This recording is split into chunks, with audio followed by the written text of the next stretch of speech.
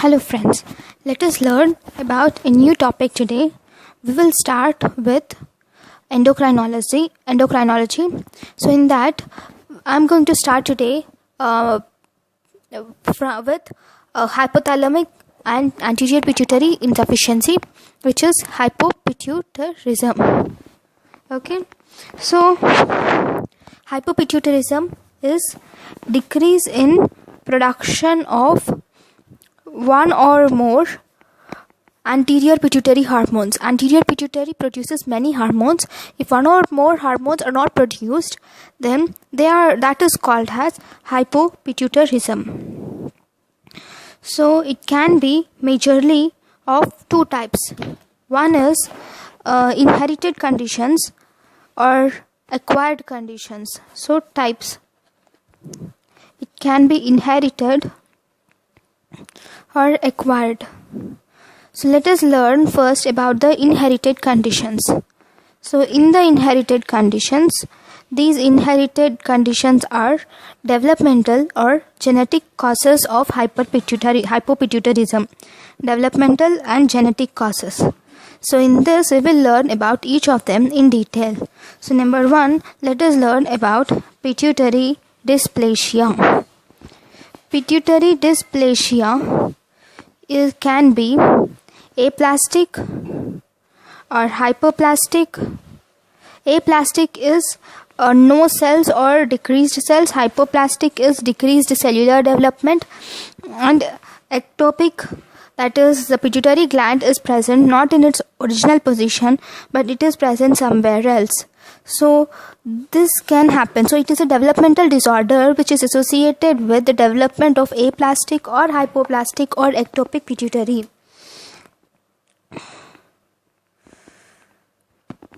This pituitary dysplasia, it is majorly associated in midline craniofacial disorders. The midline craniofacial disorders, in these conditions we see the pituitary dysplasia. This occurs, and also there can be acquired pituitary failure in newborn. The acquired pituitary failure in newborn can also look similar to this pituitary dysplasia which occurs in newborn. So this acquired pituitary failure majorly occurs due to birth trauma or asphyxia or breech delivery.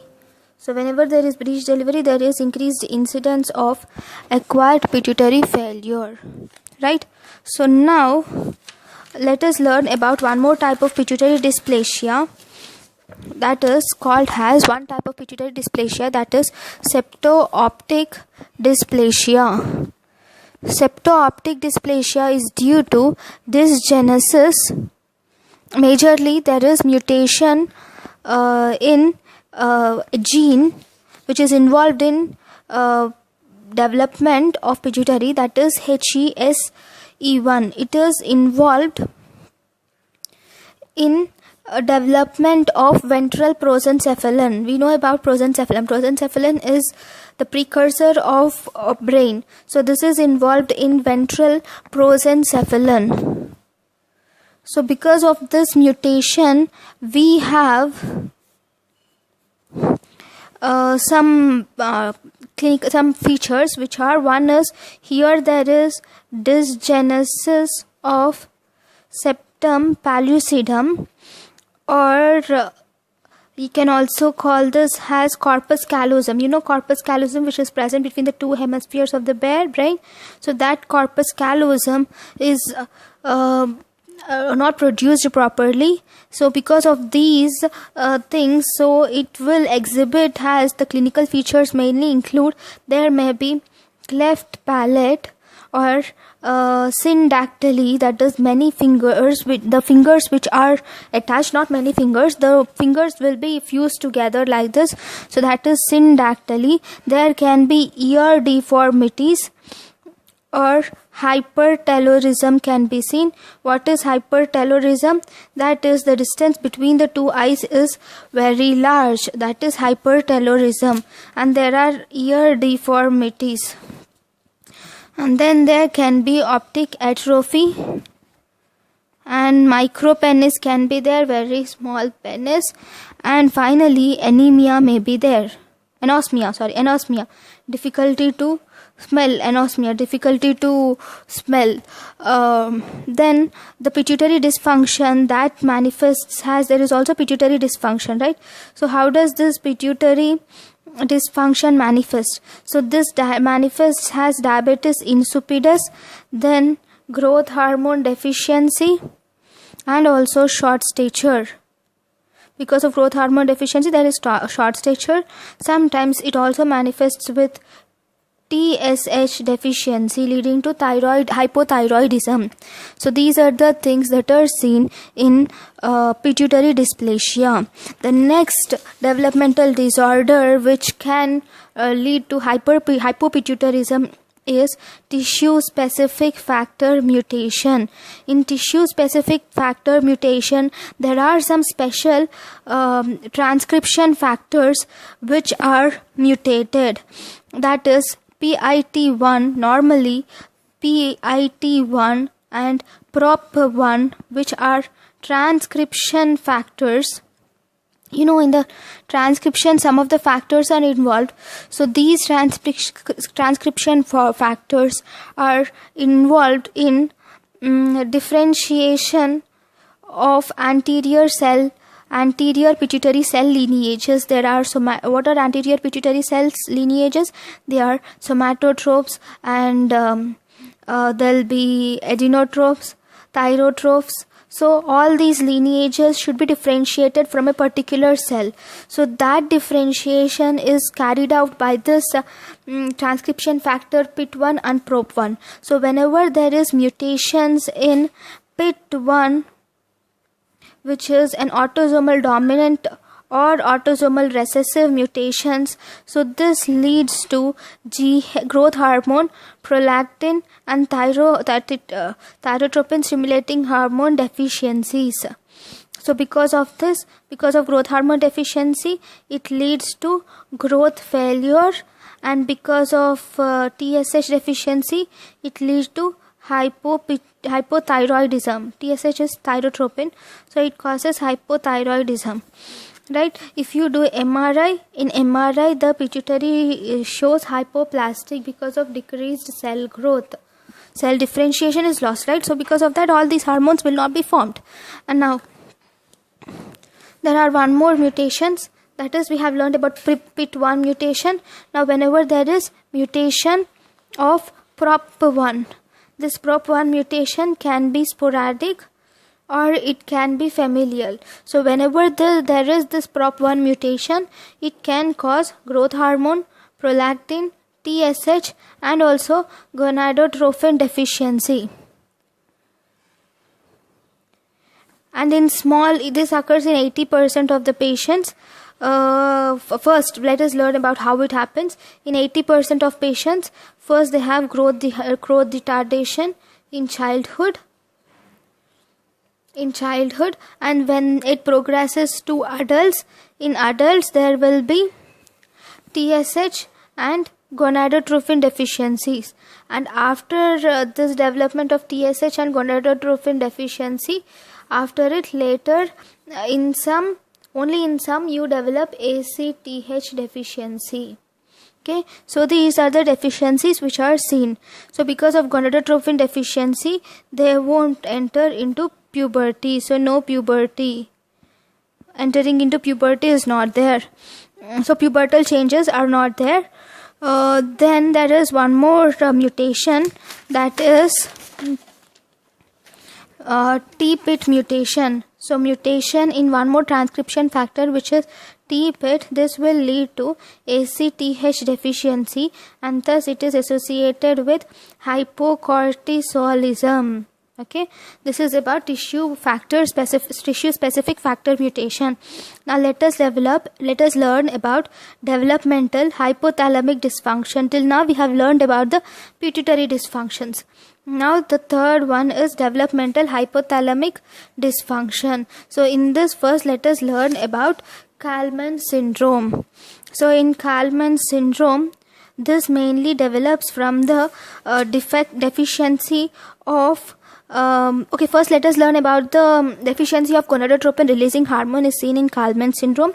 First, why is this there? This is because there is defect in X-linked gene. The gene name is KAL. So because of this X-linked gene KAL mutation, there will be impaired embryonic migration of the GnRH neurons from olfactory placode to the hypothalamus. So here there is impaired embryonic migration of GnRH neurons from hypothalamic olfactory placode to hypothalamus. So there will be hypothalamic placode to there. From there is migration of these neurons to hypothalamus. But here there is impaired migration of neurons to hypothalamus. There is one more defect, which is Kalman mutation. So whenever there is this gene mutations, not just defect, but there is gene mutations, then it can cause isolated GnRH deficiency. Okay, without the olfactory problems. And one more mutations, there are two more mutations. Whenever there is autosomal recessive mutations of GPR54, K1SS1, KISS1, and autosomal dominant mutations of FGFR1, all these will lead to hypogonadotrophism. Okay. And other genes which are associated are, it's not necessary to remember all these genes, but I am writing so that if you have anything, you can refer to these genes for any project or something. All these are in 18th edition of Davidson. SK1, FGF8, TAC3, TACR3. There's no need to remember that there are some genes which are autosomal recessive, autosomal dominant, and other genes which are associated with hypogonadotrophism. So what are the main clinical features? The major clinical features are, because of all these mutations, you will have decreased gonadotropin releasing hormone. And along with it, in the first case, you will also have olfactory bulb dysgenesis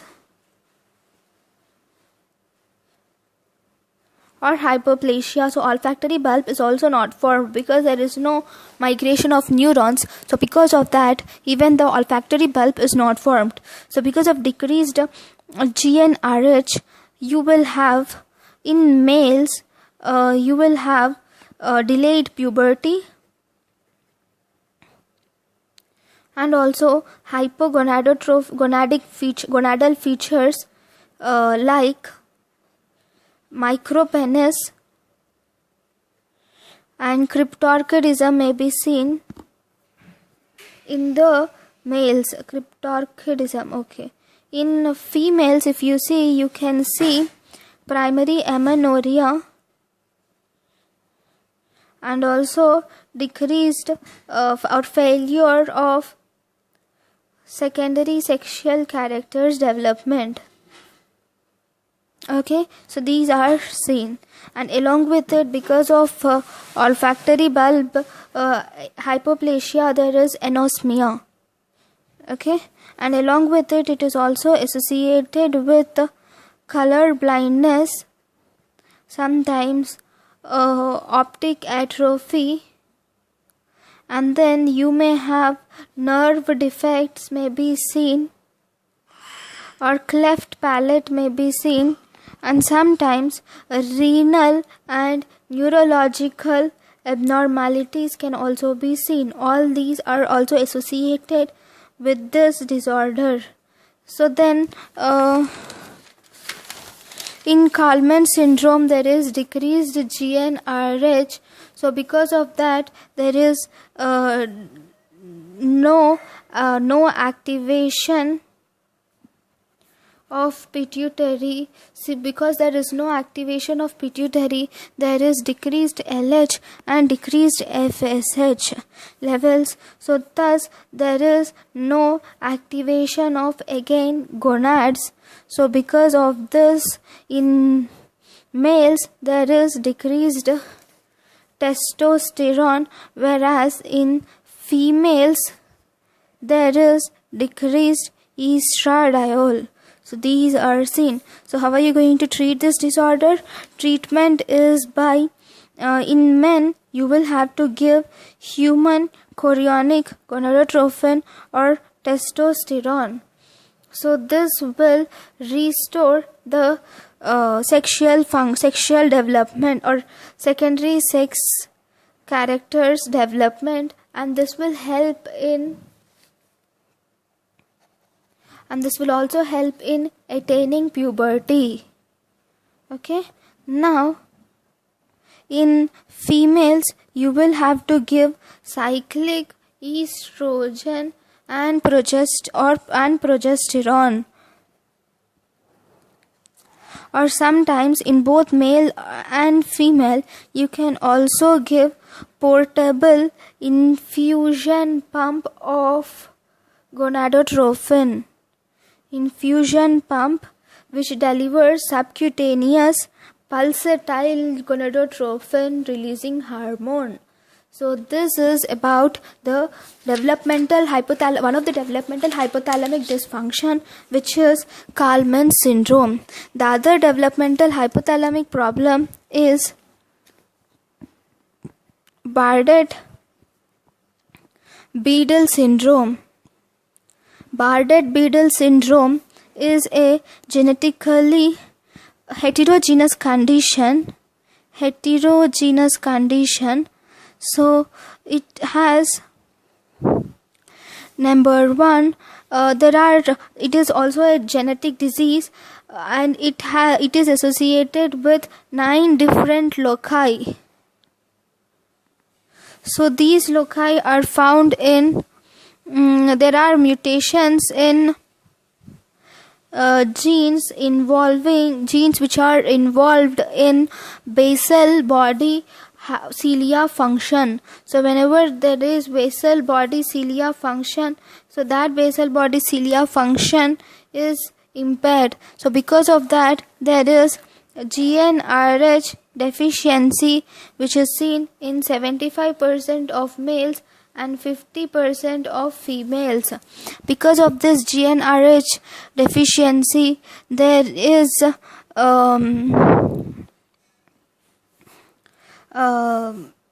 delayed puberty, all the other features as we have said. I'm not going to write all of them again. So there is also it is also associated with mental retardation and renal abnormalities. And one of the most important is it is associated with hexadactyly, that is 6 fingers, or brachydactyly or syndactyly. So it is mainly associated with these conditions. And there is retinal degeneration.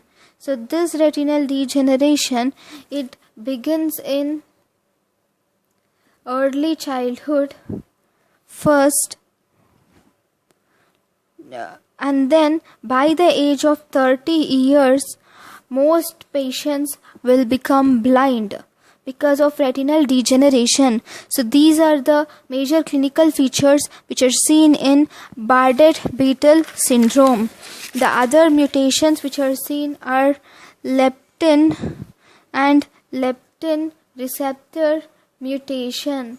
So where is this leptin and leptin receptor mutation? So here there is deficiency of leptin or its receptor, or receptor, this will cause hypothalamic abnormality, that is decreased GnRH production, and also it will cause decreased FSH and LH release, as I have said just now. It also causes, because of leptin is involved in adipose tissue, it causes hyperphagia and also obesity. Okay, so these are the things which are seen in leptin and leptin receptor mutation. The last inherited pituitarism cause is Bardet-Biedl syndrome. So in Bardet-Biedl syndrome, there is deletion of paternal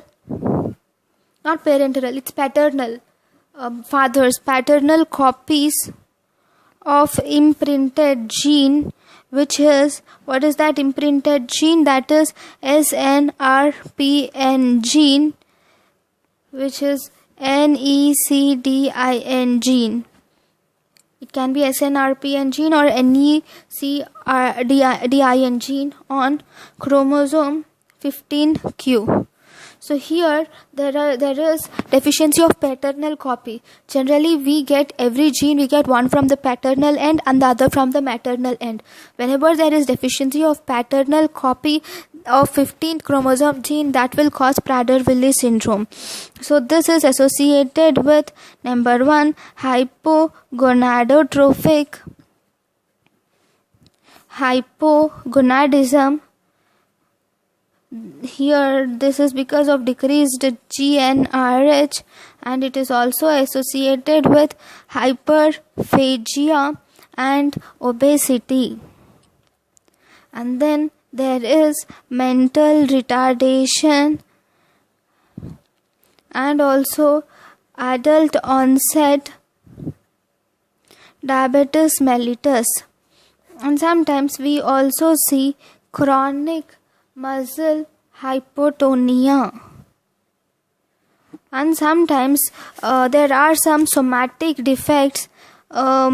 Somatic defects are seen which are involving skull, eyes, ears, hands and feet. Okay, along with decreased GnRH is seen one, and along with that there is decreased hypothalamic vasopressin, which is ADH, and also oxytocin producing nuclei. So these producing nuclei are also decreased. Okay, so these are the abnormalities which are seen in Bardet-Biedl syndrome. Right now we have dealt with all those conditions which are responsible for inherited hypopituitarism. Let us learn in our next class about acquired hypopituitarism. So if you have any doubts, please comment it in the comment section.